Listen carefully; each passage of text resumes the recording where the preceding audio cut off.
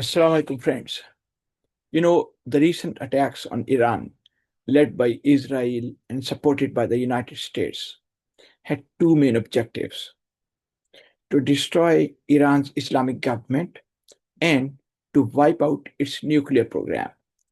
But, surprisingly, neither of these goals were achieved. Iran's government is still standing strong. It was never really in danger of falling, of course. And even after all that noise, not a single clear image came out showing damage to Iran's nuclear site at Fordow. The silence from the US and Israeli media, of course, that says a lot. Now, yes, Israel's prime minister did manage to push President Trump into launching these airstrikes on Iran's nuclear sites. But keeping him committed to a full blown war, that didn't happen actually.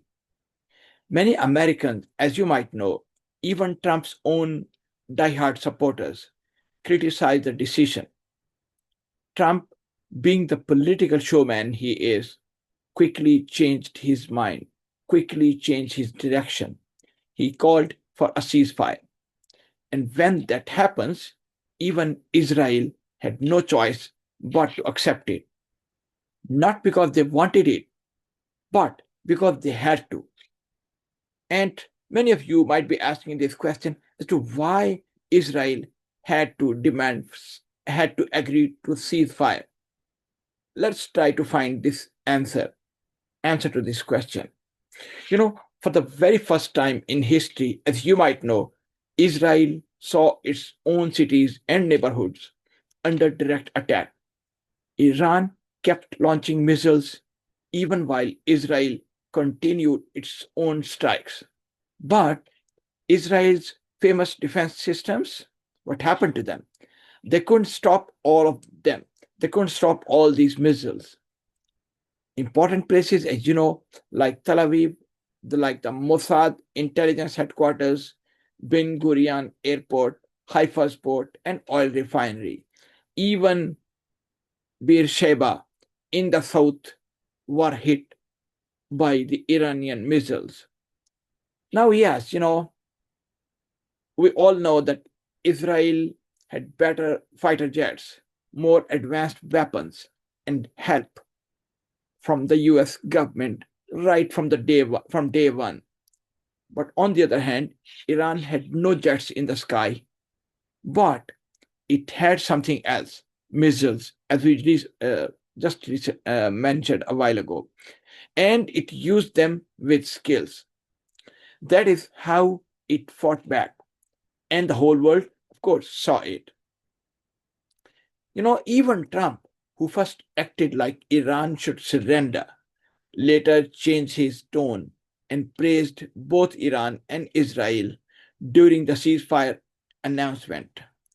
That is a gigantic shift, don't you think so? It wasn't random, of course, there's no doubt about it. It was a sign that Iran had held its ground. And of course, everybody saw that while the war was still raging on.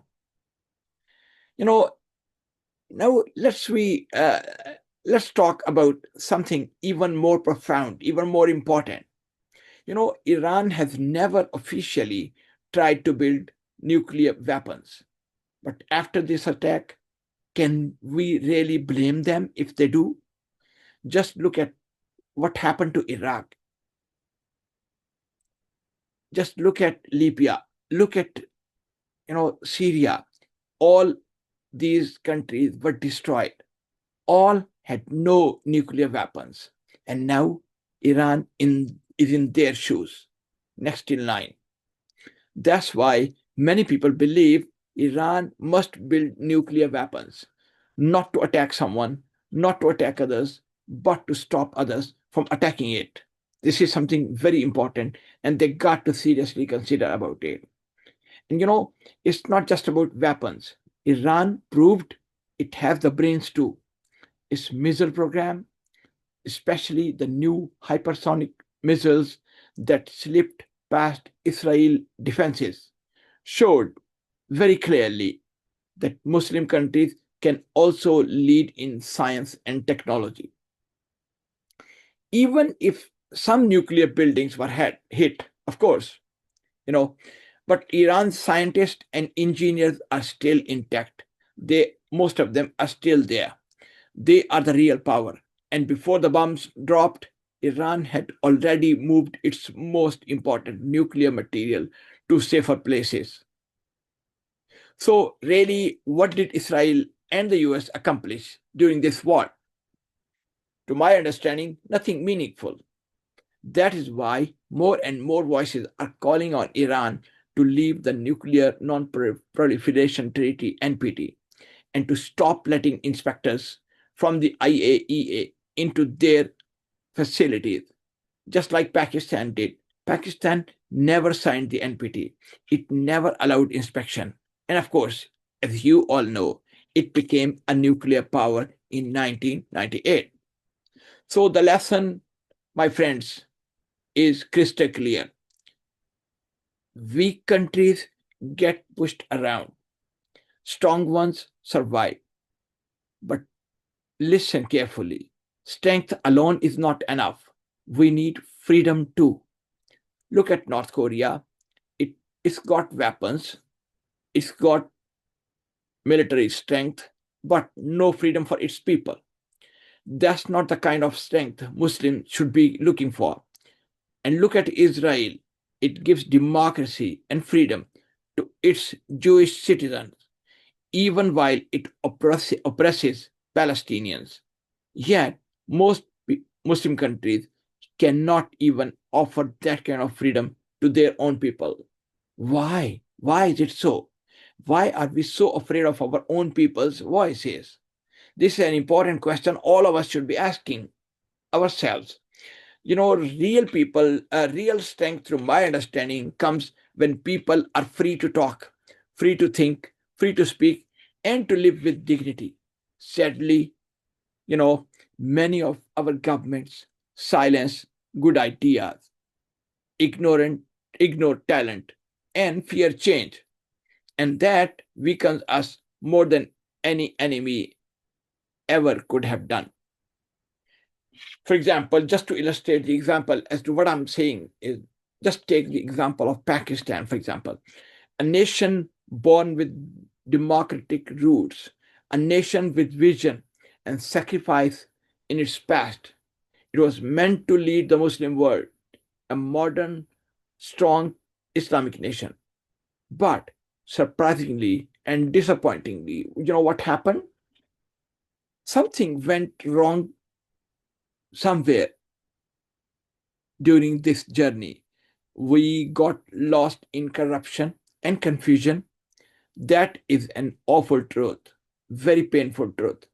But it's not the end of the world, of course. The future, as you all know, is still in our hands. Let Iran's coverage remind us what is possible. Let's rise from divisions. Sunni, Shia, Arab, non Arab, these differences don't mean anything. They don't mean anything when we address a Muslim nation standing tall against two of the world's most powerful militaries. This isn't just another news story.